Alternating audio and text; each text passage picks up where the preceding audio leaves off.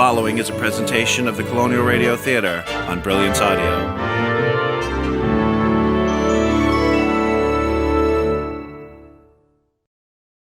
Must you go, Lawrence? I'm sorry, Mary, I really can't help it. You've changed so much recently. I've had a lot on my mind. Won't you tell me what this is about? It's hard to explain. All I can say is that I must return to England. To Sevens Hall? Yes, Mary, I must go back to the family home. Then promise me one thing. Yes? When you reach London, try to get some help. From where? Try and find someone who can help you confront these demons of yours. Very well, I'll do my best. You promise? Yes, Mary, I promise. In science, one reasons by analogy. So when mankind is confronted by experiences entirely beyond his understanding, it takes an individual with intelligence and bravery in equal measure to push back the boundaries of the unknown. In London, in 1900, the solution to supernatural occurrences were investigated by a man who was famous for his dealings with the unknown and the worlds of the dead. Jarrem Lee, Ghost Hunter.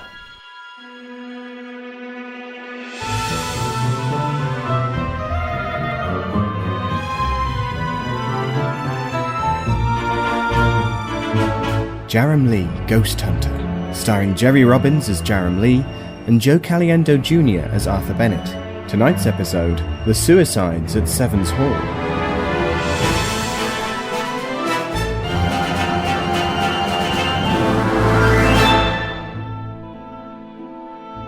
My name is Arthur Bennett, colleague of that renowned investigator of the strange and supernatural, Jarrem Lee. The early summer of 1902 was a busy time for Lee. Barely had he resolved the business of the Cannon Street apparition when the Heathden matter reared its head once more. It was also a busy time for me. I was sitting my exams that summer and my mind was on other matters. So when a stranger arrived at Lee's consulting room unannounced, I was not present. Please take a seat. But I won't be here long. Nevertheless, please have a seat. Very well. I presume you don't mind my taking notes? If you find it necessary. I do. Your name, please? Harkendale. Lawrence Harkendale. And pray, how may I be of help? Perhaps there is a slight misunderstanding. Oh? I'm not here for your help. No? I merely wanted to state the facts, clearly and plainly, to the one man who might not think us insane. And who is this us you speak of? For 3 generations now, every man in my family has died by his own hand. Who, precisely? Both my father and his father before him, and more recently my brother. I see. Do you? Why are you here, Mr. Harkendale? I want to swear to you that hereditary madness has nothing to do with the deaths. And when you've done that? Perhaps after I've died, you will share the details of this interview with the public. Well, then you'd better tell me all about these suicides. Suicides. Yes, that's what the coroners called them. And you believe otherwise? It's true to say that death is by our own hands. And yet? I'm convinced they are driven by some external force. Nothing from within? You must be quite frank with me if I am to believe you. No, if we Harkendales inherit anything, it's level-headedness and strength of will. But this curse is stronger. Stronger than any man can take. You talk of a curse. Do these deaths come with some form of premonition? That is a regular and well-marked series of events. I insist upon calling them events because this is not a disease with any symptoms. Whatever it is, it comes from the outside. Yes, you've made that point already. Now tell me about these events. First, we fall into an indescribable depression. And there was no trigger in any of the cases? No. All have been healthy, fairly rich men, and even considered lucky in their affairs of love. And the next stage? Next comes the ghost, and finally we die by our own hands. Has nothing been done to find the source of the problem? To protect the family name, there's always been a desire for as little scandal as possible. So the coroner brings in a finding of temporary insanity? Yes, each time at the family's request. Tell me, how long does this depression last? That varies, but the outcome remains the same. And has the depression come upon you? And although I'm full of life today, I give myself less than a week to live. But you haven't seen the apparition? No. It will come shortly, just as soon as I return to Sevens Hall. Where? Sevens Hall, the family home in Kent. By the way, did I tell you I have a wife and child? No. To think of my son growing up to suffer this, it's enough to break one's heart. Where are they now? I left them in Florence. I've managed to keep the truth from my wife, but that won't last once I'm gone. I can just see the headlines now. Another suicide at Sevens Hall, they'll say. Then the other deaths were at Sevens Hall. Yes, all of them. And when do you plan to return there? Tomorrow, Mr. Lee. Yes, I see. Oh, thank goodness. I knew you were the man. You seem pleased. It's just, you're the first person who hasn't said don't go back there. Oh? My wife Mary insisted that I seek help when I arrive in England. I've seen 2 brain specialists already. It's simple, they said, don't go back to the hall. Of course, what they failed to understand is that I wouldn't go if I could only help it. That's what they just don't get. I can't help it, I really can't.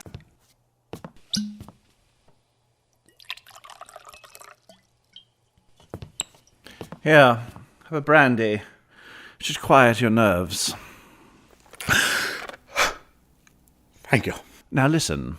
If you are truly fighting a supernatural force, you must try to keep control of your emotions. Yes, I understand. You'd better tell me all you can about the deaths. My father's death I barely remember, and my grandfather died before I was born. Oh, then tell me about your brother. Although we were very different in character, I was always close to Giles. When we were children, we saw what happened to father. We agreed there and then to see each other through to the last. And what happened? 5 years ago, my brother went to Somaliland on a shooting trip. He was so big and strong. I wasn't at all worried about him. How wrong I was. Go on. One night, Giles suddenly returned from Africa. He arrived at my club quite out of the blue. All that youth and vigour seemed to have drained from him. It was like he was a shadow of his former self. Well, this is a surprise. Larry, thank heavens I found you. What is it, old man? Suddenly got tired of Africa? No, it's not that.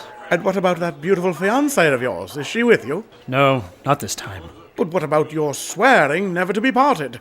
I left her out in Gibraltar. I say, you haven't done anything silly, have you? I mean, you are still together. Yes, of course. Fran is as wonderful as ever. Then what's this about? A month ago you wrote saying you were in the finest of spirits, and now look at you. It's the curse, Larry. It's come upon me. You're not serious. Tomorrow, I mean to go back to Sevens Hall. The hall? Oh, no, you mustn't. Don't you see? I have to. And there's nothing I can do to stop it. You must be strong, Giles. Go back to Africa. Marry Francesca and forget about the past. No, I've already said my goodbye to her. You see, I know that this is the end. No, you mustn't say that. You don't understand. This thing.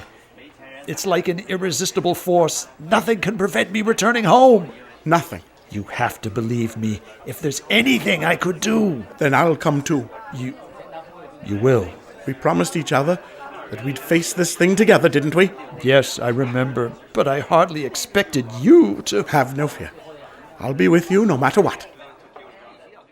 You said he'd changed. How so? Giles was a great bear of a man, much bigger than me. But when I saw him, his shoulders slumped, his head was bowed. And his mental state? He was gloomy and abstracted. He kept on saying that the curse was upon him. He used to be easygoing, but not now. In what way? He absolutely insisted upon going to the hall. On the way there, I was savage with him about it. I thought he could have resisted the urge. I know better now. And when you got to the hall?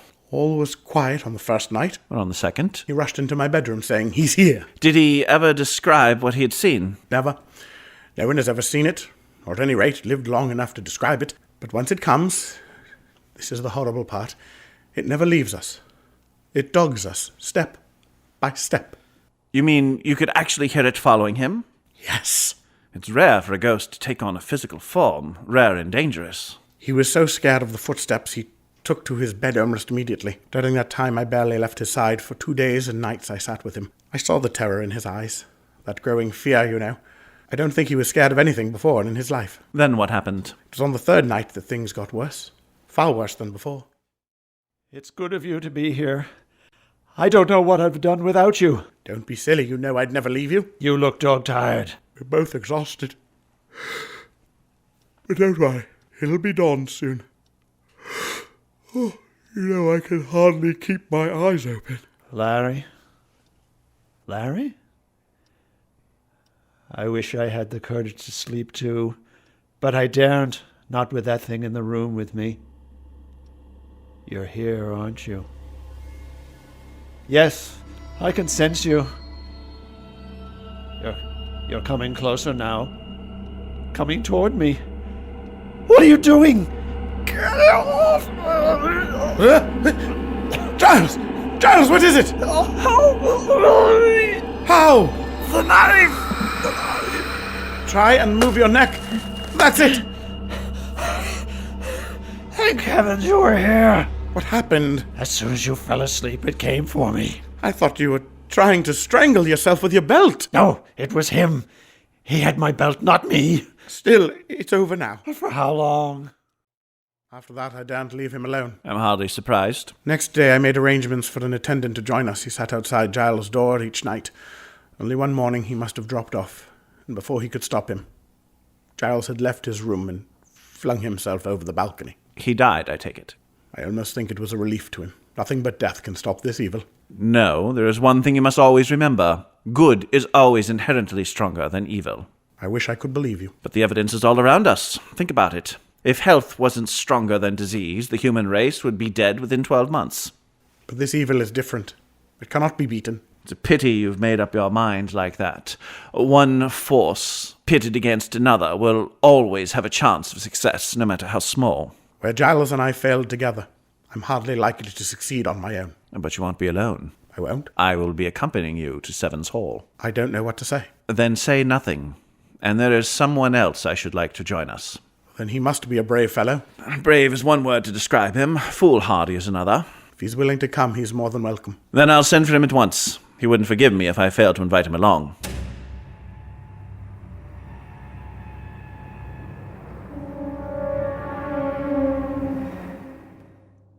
Ah, there you are, Lee. You found us then, Bennett. I tried pulling the bell, but there was no answer. You know, the whole place is deserted. Well, there's just the three of us. 3? Allow me to introduce Mr. Lawrence Harkendale. Oh, I'm sorry, I didn't see you there. Harkendale owns the property. You must be very proud of it. My great-grandfather inherited it from a man called Julian Savain. I'm afraid it was all under rather dubious circumstances. Well, I wouldn't care how I inherited this place. In fact, I'm just happy to be staying here. You make it sound like a holiday. Oh, don't worry. I'll lend a hand looking for ghosts, too. I imagine a place like this is full of spooks. I'm afraid things are more serious than that. Really? It's no mere spook we're after. Huh. Can I leave you to explain, Harkendale? Yes, of course. I want to make a thorough exploration of the house.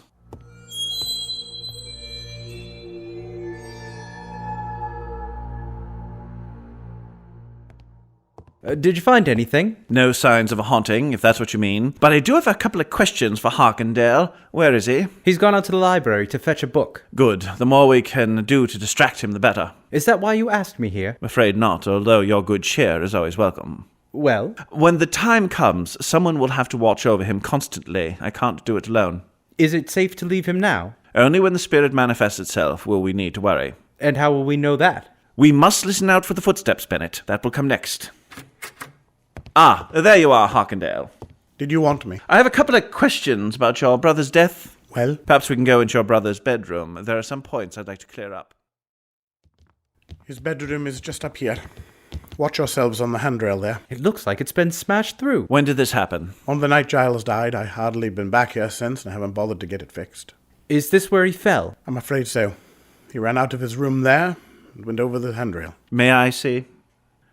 There's a stain here. You didn't say his hands were bleeding. That's because we assumed they were cut from the fall. Now, try and think carefully. Were they cut upon the palm, or was it the back? Now I think about it, his hands were rather badly damaged, especially around the knuckles. I see. Would you care to see his room now? We'll be with you shortly. I want to examine the stain some more first. Bennett, you'd better stay and help. Very well. I'll see you up there. Lee, if the handrail has blood on it, his hands must have been hurt before he fell. From the shape of the stain, it looks like he clung on for dear life. Why did you ask about where his hands were cut? When a man falls, he stretches his hands out, like so. Then it's the palms which are cut from a fall. Yes, but if a man is fending off an attacker... Then his knuckles would be hurt. You don't think he committed suicide, do you? No. He fought. To the last. Should we tell Harkendale? No. If he finds out his brother tried to fight this thing and then still lost, it'll only make him more scared. Do you think he knows the danger he's in? Oh, he knows all right. He just doesn't understand it. For that matter, neither do I. You make it sound hopeless. Nothing is without hope. But one thing is certain. We must work fast if we are going to save him. Are you all right, Hawkindale? Yes, I was just thinking about Giles. Is this where the tragedies took place? Yes, they all died in here. And you also intend to sleep here? Yes, I do. But why? I wish I could explain. I can only tell you I feel compelled to sleep in this bed. I suppose you think me insane. Hardly. But to sleep in a room where your own brother died... I imagine I'll die here too. There will be no more tragedies if you stiffen your resolve a little. Now tell me, did your brother ever have nightmares? Toward the end, he had little else. Just how bad were they? He said they were so terrifying he was too frightened to sleep. What were they about? He couldn't say. Couldn't say? Why not? He could never remember them.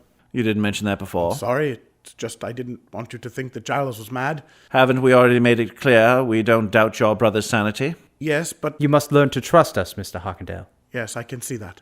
So at a certain stage, sleep becomes both a dread and a danger. Have you had similar dreams? Don't you think it's growing cold in here? Shall we go back down to the study? You didn't answer my question. No, I didn't. Well? I've been afraid of sleep for almost as long as I can remember.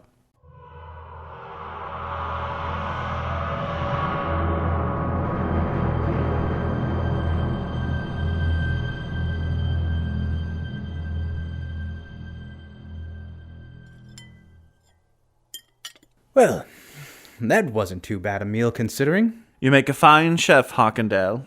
I learned to cook before I married. I've never really lost the knack. I could do with going to bed right now. Please don't. Well, not yet anyway. How about a game of billiards? Lee, are you up for a game? You two go on ahead. I've some thinking to do. Shall we play the best of 5? We can play as many as you like. Wait a moment, Hawkindale. Come back here. Well, what is it? Quiet. There. Did you hear them? Then the second stage is here. Are they the same footsteps which followed your brother? They dogged him till he died. If it's all the same, I'd rather leave the billiards. Yes, of course. Don't think I could play now. Not with those footsteps following me around the table. Why don't we play some cards, then? Yes, that sounds better. I'll go see if I can find a pack.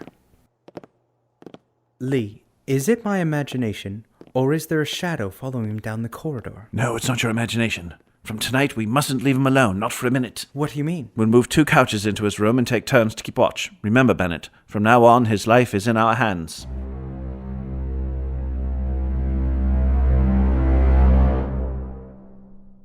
No, please, get back. Lee, it's been 6 days now. 6 days stuck in this miserable room. How do you think Hawkindale feels? At least we can go out for a walk once in a while. Yes, but how long's it going to last? It depends on Hawkindale. Can't we wake him up? No, he must have as much sleep as possible. It helps to strengthen his defenses. No. No! Lee! Are you there? We're both here, Hawkindale. Here, have a cigarette.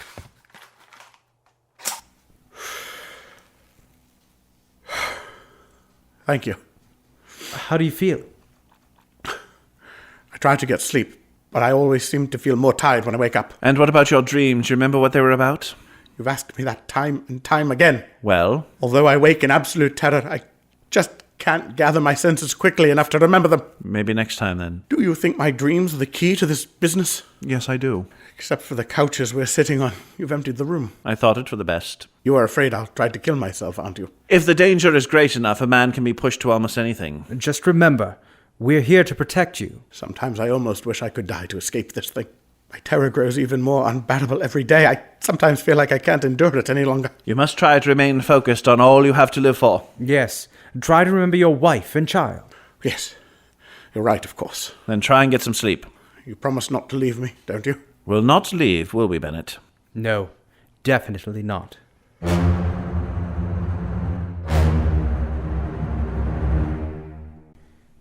Oh, what time is it? Oh, it's nearly 6. 2 more hours to go before I can wake Lee. It's so wretchedly cold in here. Still, I daren't light a fire. It would send me to sleep in an instant. No. I must try and keep awake. Maybe a smoke would help. I'm sure I had one here somewhere.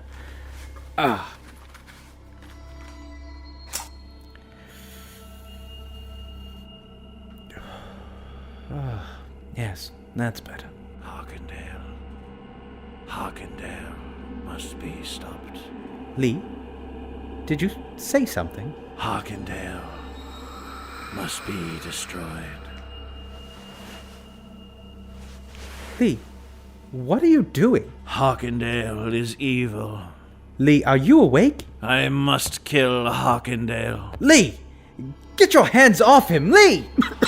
Harkindale must die! Lee! Get off him! Lee, stop it! No! Harkindale must die! Bennett! What happened? You were trying to kill him.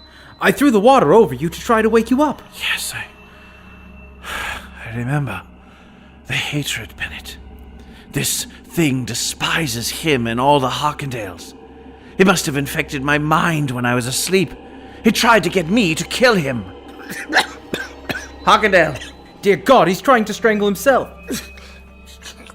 Harkindale! Harkindale! Quickly, Bennett, your revolver! Lee, you're not going to... Quickly, your revolver! Here! What is it? What is it? Are you awake? My throat. I feel like I've been fighting for my life. Take heart. We've passed the crisis, and you're still alive. Bennett, light a couple more candles, will you? It's better. Will one of you tell me what happened? You tried to kill yourself. I did. But how? With your own bare hands. Then it's true. We Harkindales do suffer from suicidal mania. No. There, I think you're mistaken. In suicidal mania, the idea is persistent. It doesn't suddenly leave you when you wake up. Then why should I try to kill myself when I'm asleep? Because that is when your subconscious is most susceptible to outside influences. My subconscious? Are you familiar with the theories of Freud? I can't say I am. He's shown that every man possesses both a conscious and subconscious mind. And this is the more vulnerable? To psychical attacks, it is. But if this thing can only attack my mind, how do you explain the footsteps? There are different manifestations of the same spirit. You see, sometimes ghosts are driven by a purpose. A purpose, you say? Can't you see that your family is being goaded into destroying itself? Yes, but by whom? Only you can answer that. Now think, do you remember what you were dreaming before you awoke? I have a very dim recollection of a face, but I can't quite picture it. You must try and remember.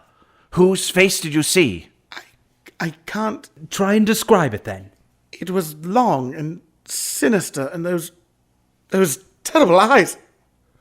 Great Scott, it's him! What? This picture on the wall? Yes, that's him. He's the man who stood over me.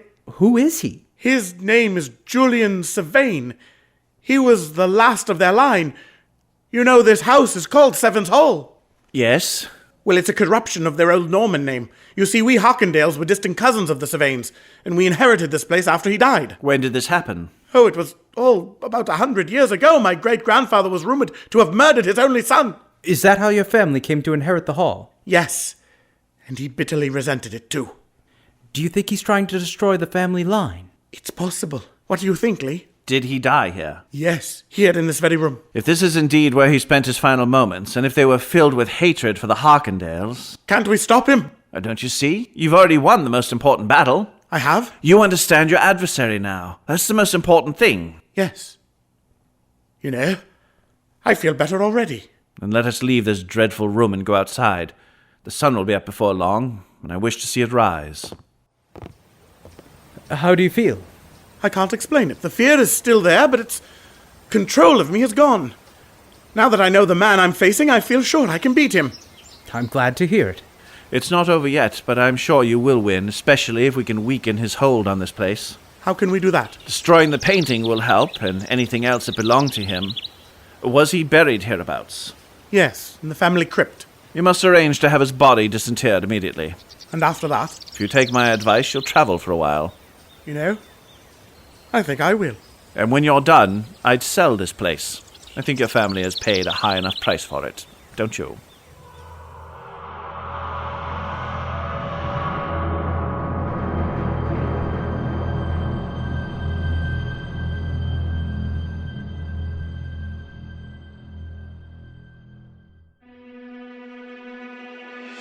You have been listening to Jarrem Lee, Ghost Hunter, and tonight's episode, The Suicides at Seven's Hall, starring Jerry Robbins as Jarrem Lee and Joe Caliendo Jr. as Arthur Bennett. Featured were Joseph Zamparelli as Lawrence Harkindale, Diane Capon as Mary Harkindale, and Lincoln Clark as Giles. Jarrem Lee Ghost Hunter was created and written by Gareth Tilley and produced by MJ Cogburn. The executive producer was Mark Vanderberg, and the program was directed by Jerry Robbins with music by Jeffrey Gage. For the Colonial Radio Theatre on the air, this is David Alt speaking.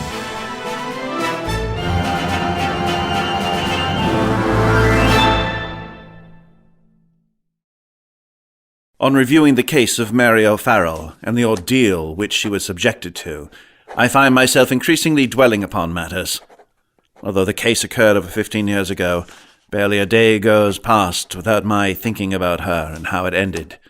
Even though I hardly knew the girl, she had a much deeper impact on me than I initially realized. She is someone, perhaps, that over time I have developed a profound empathy for. Yet, the truth is, I shall never know if I could have saved her, or if I only helped condemn her to the most terrifying of fates. Bennett? Is that you? Must be my imagination. It's late. I've been working too hard. What I wouldn't give for a holiday right now. Still, I must get this done tonight. If I don't get my thoughts in order, I shall never sleep. Sometimes I just wish I could forget. All right, who's there? Come on now. I know perfectly well there's someone here. You're quite right, Jarrem. Your senses are not deceiving you. There. Can you see me now? Hardly. For some reason, the light from my lamp doesn't seem to carry to where you're standing. Maybe you need a new lamp, then, perhaps. I didn't hear you come in. Have you been long there, hiding in the shadows? No, you wouldn't have.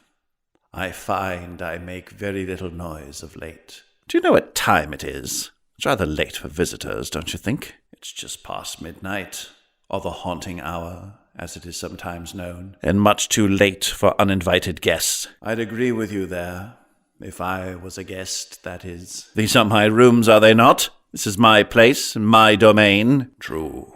Then all others who enter here are trespassers, unless they do so at my invitation. As you say, this is your place and your domain. That is not in dispute. You speak as though we are close acquaintances, you and I.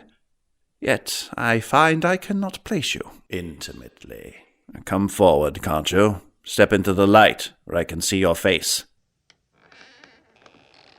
So tell me, Jarrem Lee, can you see me now? I can see you, but I can hardly believe my eyes.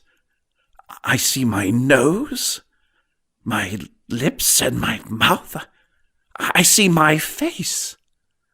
Just exactly who are you? My name, sir, is Jarrem Lee. As to my profession, I am a psychical detective.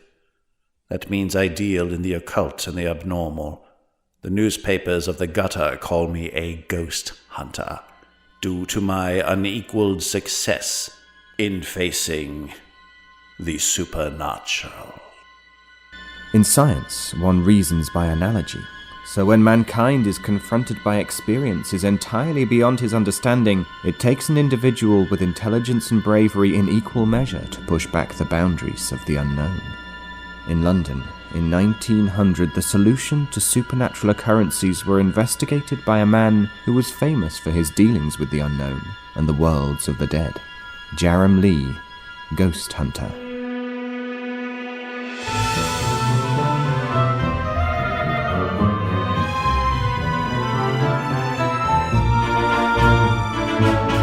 Jarrem Lee, Ghost Hunter, starring Jerry Robbins as Jarrem Lee. Tonight's episode, The Fear of Knowing.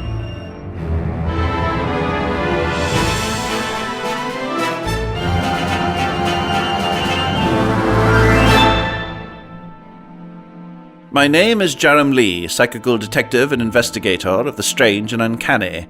Over the years, I've had many an interesting client cross the threshold of my consulting rooms in Half Moon Street, but all to a man entered through the conventional method. A knock on the door, followed by a civil invitation to enter. Never before had one of my visitors simply appeared out of the shadows. Never before had one of my visitors made such a remarkable claim. I think you'd better introduce yourself, don't you? Are introductions really necessary? Of all people, I am no stranger to you, jarrem. Dear me. Haven't you accepted it yet? No. I can see the penny hasn't dropped. Somehow I had hoped we'd fare a little better than this.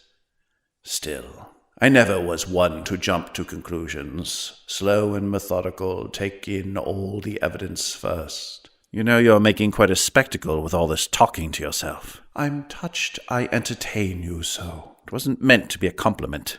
Have you ever felt disappointed in yourself, jarrem? Oh, yes, indeed. And I'm beginning to think we share the same feeling. Bravo! So you finally understand, then. In short, I am you, jarrem. We are one and the same. Yet, we are not the same. I am most definitely me, and that is most definitely not you. Perhaps not in the physical sense, but in spirit we are the same. Ah, then you would have me believe that you are my ghost? Yes, if you like. Come a-tiptoeing in here to haunt me? You still don't believe me, then? After all the experiences we've been through, I thought you'd be a little more open-minded. You would. You know, sometimes I wish I wasn't quite so cynical. It's precisely because of my experience in dealing with the supernatural that I remain such a skeptic. Here, take a look at the notes I'm writing. Ah, the Mary O'Farrell case. You're still not dwelling on that, are you? She was tricked one night, wasn't she, by one who came to her from the shadows? It was her decision, jarrem. Hers and hers alone. No. I refuse to accept that. I could have helped her more. I do remember, jarrem. After all, I was there too. Then you'll know I could quote you a dozen or more cases where fools have rushed in only to find themselves deceived by some evil or wickedness. And I could quote them back to you, for that matter. Just who sent you, whoever you are. Whether you like it or not, I am you, jarrem. I am your spirit, your ghost, your spectre, whatever you want to call me. I said who sent you. No one sent me. I came here of my own free will to help you, to help us. What if I don't want your help? What if I choose to ignore you? No, jarrem, you must hear me out. Must? Must is an interesting word. Why wouldn't you? After all, I am here in good faith. So you say. You don't understand. There are forces at play which are too great for you to comprehend. And you do. Only in part. The point is this. The knowledge you have is needed. In the very near future, you'll be required to confront a foe, a malevolent influence so powerful that for the sake of this plane it must be stopped. Listen to me, jarrem. The point is you can't face this enemy from beyond the grave. You can't destroy this evil if you are dead. Like you mean? Yes, I am dead. You are to die very soon, jarrem. Then that surely ends matters. No, there is a way. You needn't die by chance like I did. Yours is a greater destiny. There are forces of evil that you must confront, not just for mankind, but for higher powers as well. Really? Such flattery. Where will it all end? You know, until now I had no idea I could be so infuriating. Are you really expecting me to believe that you, some kind of a ghost of my future self, has been sent back to prevent my death? The whole thing is madness. Nevertheless, it is the truth. Really? And just how are you to help me? If I could let you know how you are to die, then you could avoid our accidental death. Well, there's nothing I can do to prevent you from telling me, I suppose. It's not quite as simple as that. No, it never is. You know the rules of these things as well as I do. While I know how we die, I am forbidden to tell it. And why? The forces opposing our work, they are doing their best to make things difficult for us. But all is not lost. Others have written the information down here, in this letter. It is the best we can do, Take it, open it, and read it, so we may avoid this unnecessary death. Take the letter and break the seal. I wonder. Even an amateur knows that once one accepts gifts from a demon, he is forever in their debt. But I am no demon, and this is no gift. So you say. But then I have only your word for that. How do I know you're not lying? So you refuse to take the letter? If you really are from my future, then you already know my answer. Perhaps I already do. And you read this letter, of course. Ah, but then how can I tell if you're telling the truth? Don't you see, Jarrem? Only by opening this letter can you find out if you're right or wrong. Only by reading this can you find out who I am. Then I shan't open it. You'll be dead within a week if you don't. So soon? I'm afraid so. Listen, Jarrem. Why don't you read the letter and be done with it? No, I must be certain. I must know if you really are me. Jarrem, we haven't much time. I thought you said we had a week. We do.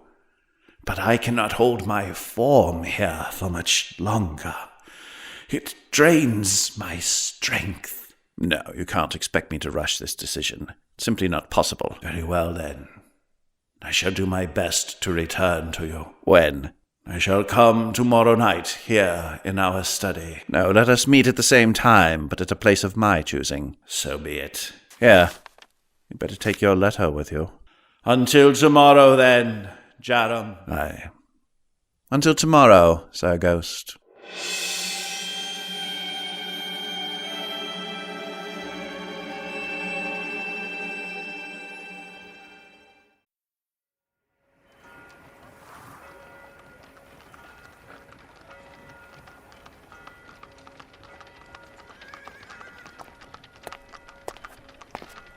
You made it then.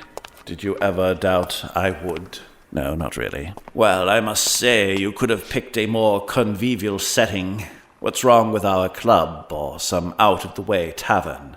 I may not be able to partake, but one can always enjoy the ambiance. Just how would that look, my talking to a mirror image of myself? You could always say we were twins. Oh, I like that. The brother I never had. Jarrem, anywhere would have been better than here. Feeling the cold, are we? Hardly.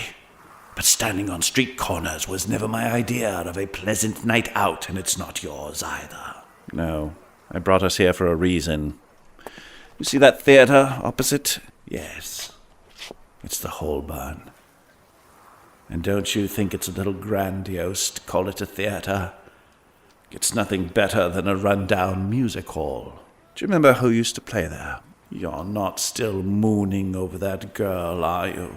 Can't you get it through your head? We've got important business, you and I. Mary O'Farrell played there a long time ago. We used to go and watch her. We came here once, and only once. And that was only after she tried to employ us. Yes, I remember. Foolhardy girl bent on summoning a demon. We did try and warn her of the consequences, Jarrem. It's really not our fault. We could have tried harder, been more patient, explained the risks more clearly. Perhaps then she'd be performing here tonight. Who knows? Maybe she'd even be topping the bill. Surely not. She was a third-rate singer at best. If you ask me, she would have been better off as a magician's assistant.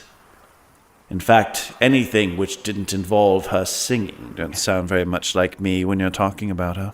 A bit of reality never hurt anyone, Jarrem, not even you. Oh, that's rich, coming from a ghost. Perhaps death focuses the mind a little. The crowds will be coming out soon. Entertainment over for another night. You make it all sound so innocent. If I remember rightly, a lot of bawdy drunks is their crowd. It wasn't right, what happened to her, you know. I never said it was. We need to talk about the letter, Jarrem. We need to talk about our destiny. But if I don't want to live, for all you know, I might be quite happy to go when my time comes. Surely no man believes that, not deep down. Are you so sure? The very fact that I'm here says so, doesn't it? That only holds if you really are me. Here is the letter, Jarrem. Why don't you open it and find out? And risk entering a pact with the devil? Oh, it's the devil I'm supposed to be now, is it? A gift is never given for free. And once accepted, something must always be given in return. Doesn't matter if you're tricked into taking the offering or not. A gift is not a gift, if there's a price to pay. I promise you, this letter simply explains how you die. Nothing more and nothing less. Just how useful would that be? I don't follow. Well, what if it simply says heart failure, nothing more? What if that's all that's written in your precious letter? Where would that get me? In your debt for a piece of useless information? No, that's not how they work. So you say. And these friends of yours, do you trust them? Implicitly.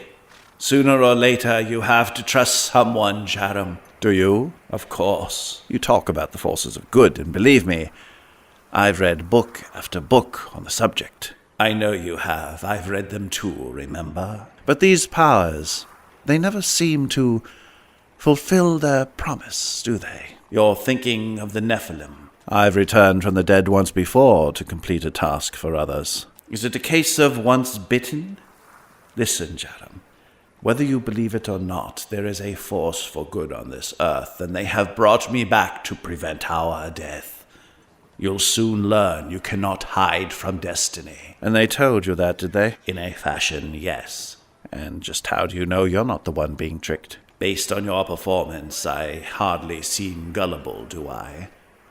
Besides, they told me things. Oh? Things I can't go into. And why not? We haven't the time. Look, I can't remain here much longer. I already feel weak. Here, open the letter and let's be done with it. No, I can't. I'm not ready yet. Really, Jarrem, such indecision. Don't you think this is all a little tiresome? We both know you're going to take it. No, I won't be pressured or harassed. I'll only do things on my own terms. We're also running out of time. You said a week. Well, I meant days. And I didn't expect you to be so downright suspicious. I'll see you tomorrow night, then. I'll try. You have no idea how hard it is. If these friends of yours are serious, you'll come. And the venue, I'm not sure. I haven't decided yet. Then, au revoir, mon ami. Au revoir, Monsieur Ghost.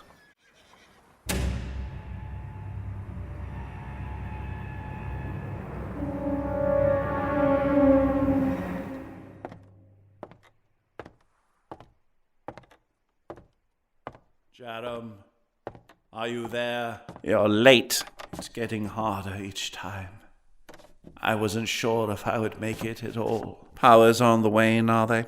Really, Jarrem, I thought we'd had this out yesterday. What's wrong with a pleasant setting, eh? We could have had the glamour of the Palais or the splendor of the Clarence. Instead, you bring me here, an old dilapidated house in the Jago. I'm surprised you weren't robbed just getting here. This was Mary O'Farrell's house. Oh, it was here that she started to communicate with her demon friend. They've not been able to rent it out since she left. I'm not surprised, given the decor. They say a sense of evil still pervades the place. No one will even set foot in here. Look, you can still see the pentagram she used for summoning beneath the dust. And these must be the burners she used for her incense. Perhaps you could add them to your collection. You know full well that I'd never use these. And certainly not after they've been tainted. Still, she did well, though, didn't she? I don't follow. It's not everyone who manages to summon a demon, even if it's only a lesser entity. You make it sound like a triumph. Come now, Jarrem, she was hardly what you'd call an expert.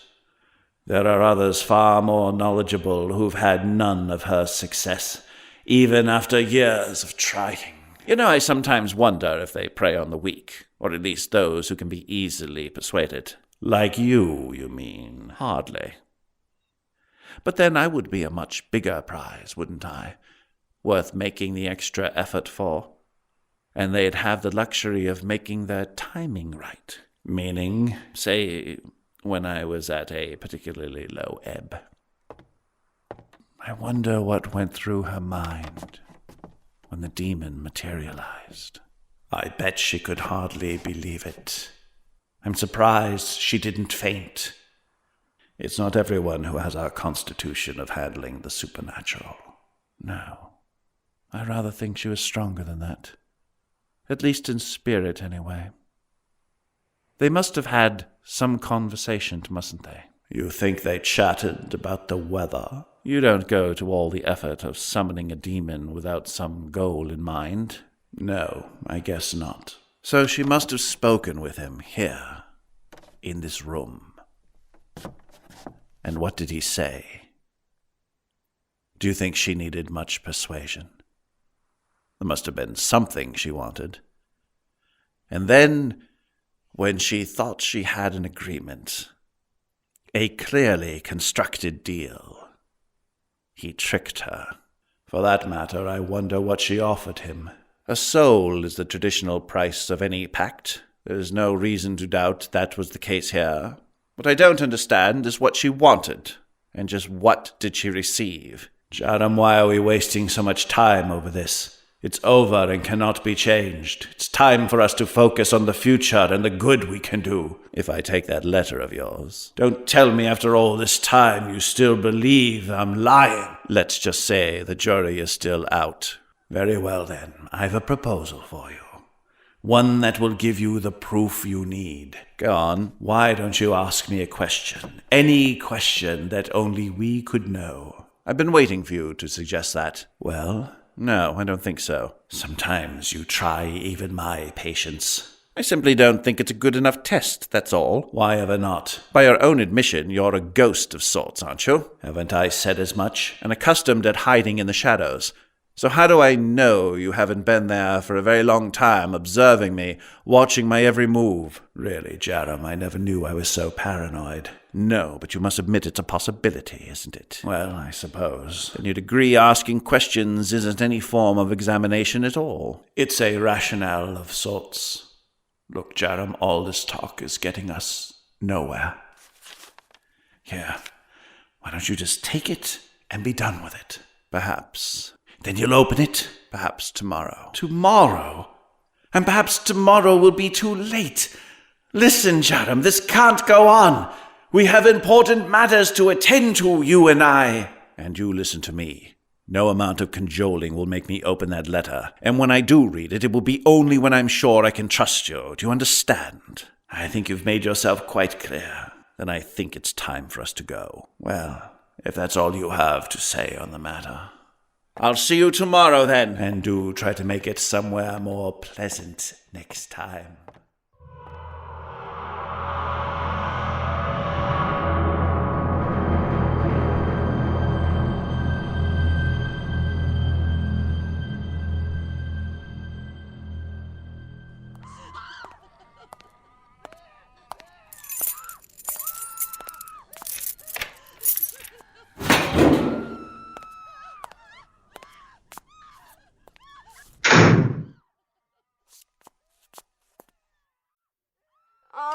It's all right. I'm not going to hurt you. You needn't be afraid. I understand.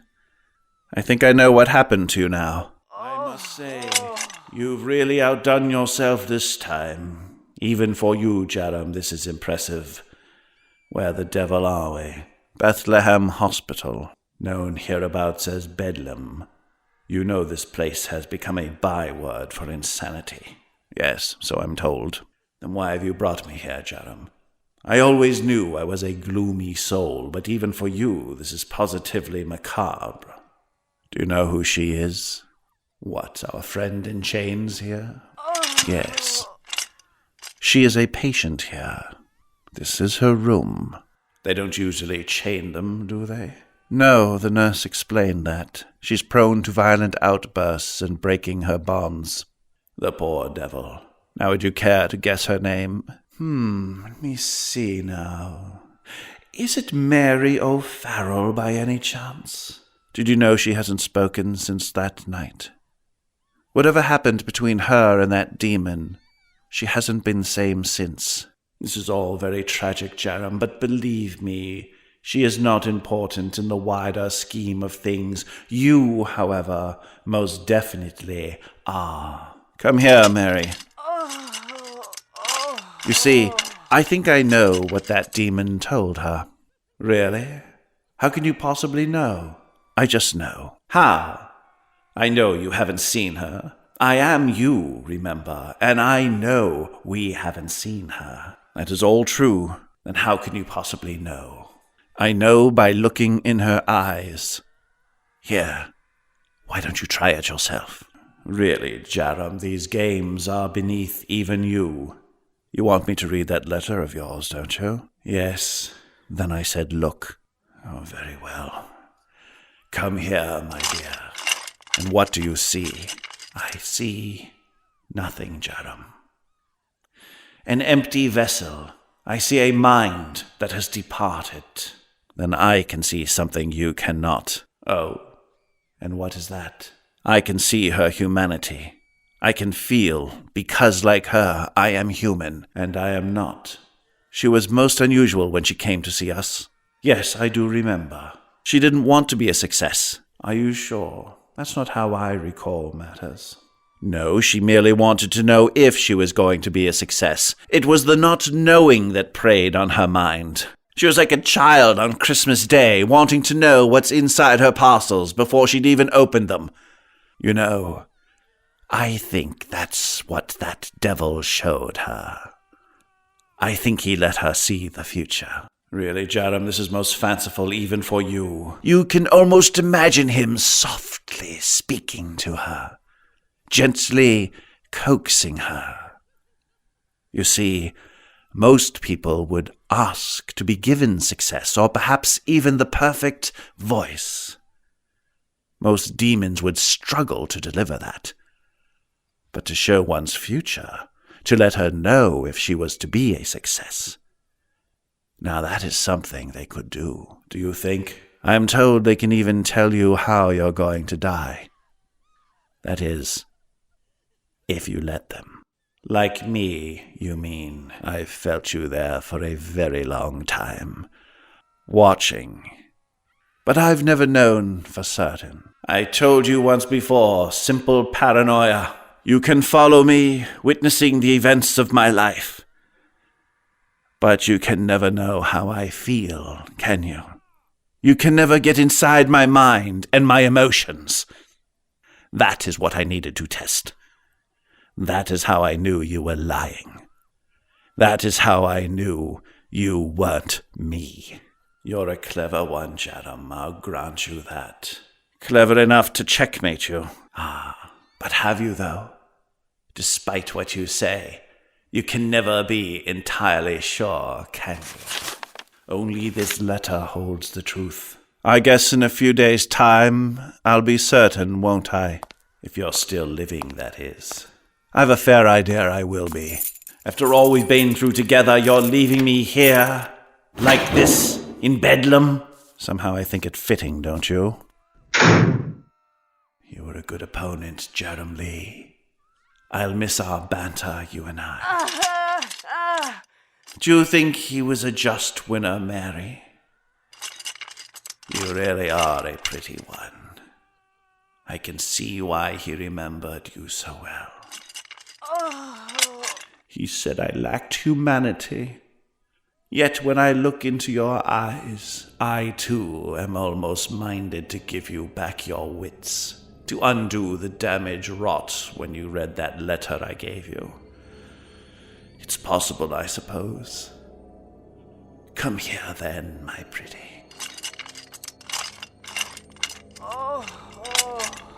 Mary O'Farrell, as I have the power to take, I have the power to give.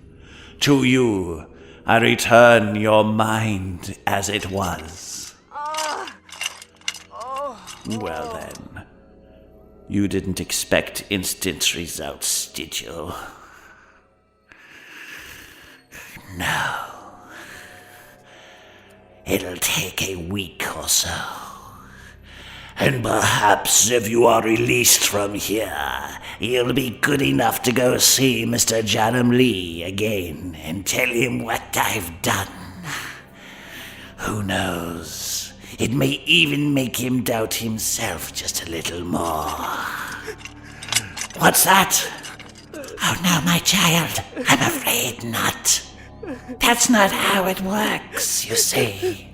Once given, your soul will always be mine. Now and forevermore.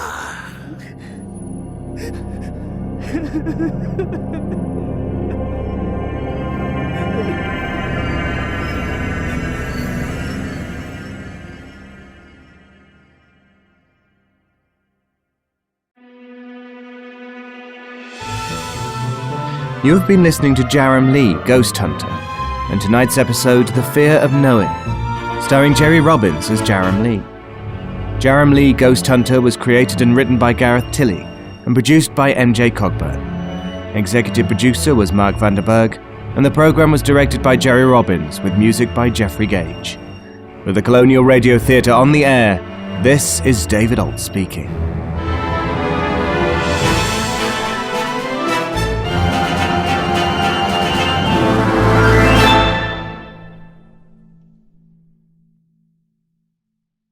This is the end of disc number 1. Please insert disc number 2.